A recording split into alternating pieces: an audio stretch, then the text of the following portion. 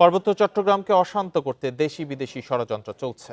এর মাধ্যমে এই ভূখণ্ড থেকে আলাদা করার চক্রান্ত চলছে বলে মন্তব্য করেছে সিএইচটি সম্প্রীতি জোট। বান্ডেল থাকলে প্রতি সেনমানিতে টাকা বাঁচবে। বিকাশ সেনমানি বান্ডেল কিনে জিতুন প্রতি লেনদেনে। দুপুরে চট্টগ্রাম প্রেস ক্লাবের সংবাদ সম্মেলনে এ দাবি করেন সংগঠনটির নেতারা। জোটের সমন্বয়ক থুয়াইচিং মং শাক জানান, ভারতের সহযোগিতায় পাহাড়ের আঞ্চলিক দলগুলো অশান্ত পরিস্থিতি সৃষ্টি করছে। ব্যাপকভাবে তারা চাঁদাবাজির মাধ্যমে অর্থ সংগ্রহ করে ভারত থেকে অস্ত্র এনে জুম্মল্যান্ড সৃষ্টির পায়তারা করছে।